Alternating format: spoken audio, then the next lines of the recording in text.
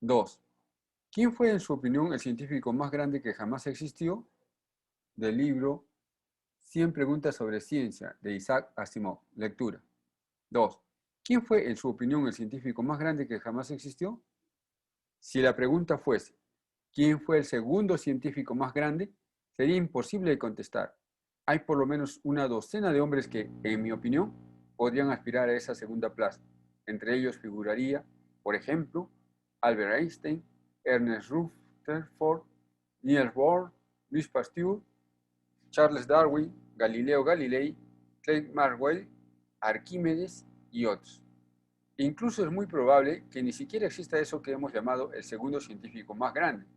Las credenciales de tantos y tantos son tan buenas y la dificultad de distinguir niveles de mérito es tan grande que al final quizá tendríamos que declarar un empate entre 10 o 12. Pero como la pregunta es, ¿quién es el más grande? No hay problema alguno. En mi opinión, la mayoría de los historiadores de la ciencia no dudarían en afirmar que Isaac Newton fue el talento científico más grande que jamás haya visto el mundo. Tenía sus faltas. Viva el cielo. Era un mal conferenciante.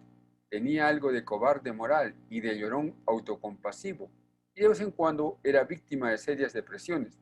Pero como científico no tenía igual. Fundó las matemáticas superiores después de elaborar el cálculo. Fundó la óptica moderna mediante sus experimentos de descomponer la luz blanca en los colores del espectro.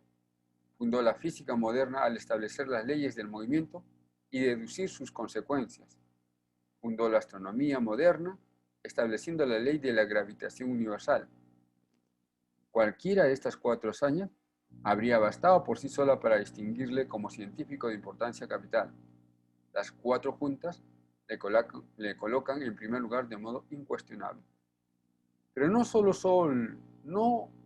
solo sus descubrimientos los que hay que destacar en la figura de Newton. Más importante aún fue su manera de presentarlos. Los antiguos griegos habían reunido una cantidad ingente de pensamiento científico y filosófico. Los nombres de Platón, Aristóteles, Euclides, Arquímedes y Ptolomeo habían descollado durante 2000 años como gigantes sobre las generaciones siguientes. Los grandes pensadores árabes y europeos echaron mano de los griegos y apenas osaron exponer una idea propia sin refrendarla con alguna referencia a los antiguos. Aristóteles, en particular, fue el maestro de aquellos que saben. Durante los siglos XVI y XVII, una serie de experimentadores como Galileo y Robert Boyle demostraron que los antiguos griegos no siempre vieron con la respuesta correcta. Galileo, por ejemplo, tiró abajo las ideas de Aristóteles acerca de la física, efectuando el trabajo que Newton resumió más tarde en sus 3 leyes del movimiento. No obstante, los intelectuales europeos siguieron sin atreverse a romper con los durante tanto tiempo idolatrados griegos. Luego, en 1687, publicó Newton sus Principios Matemática, en latín, el libro científico más grande jamás escrito, según la mayoría de los científicos.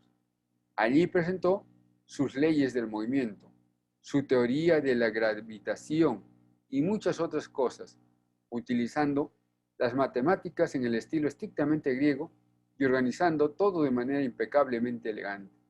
Quienes leyeron el libro tuvieron que admitir que al fin se hallaban ante una mente igual o superior a cualquiera de las de la antigüedad, y que la visión del mundo que presentaba era hermosa, completa e infinitamente superior en racionalidad e inevitabilidad a todo lo que contenían los libros griegos. Ese hombre y ese libro destruyeron la influencia paralizante de los antiguos y rompieron para siempre el complejo de inferioridad intelectual del hombre moderno. Tras la muerte de Newton, Alexander Pope lo resumió todo en 2 líneas. La naturaleza y sus leyes permanecían ocultas en la noche, dijo Dios. Sea Newton y todo fue luz.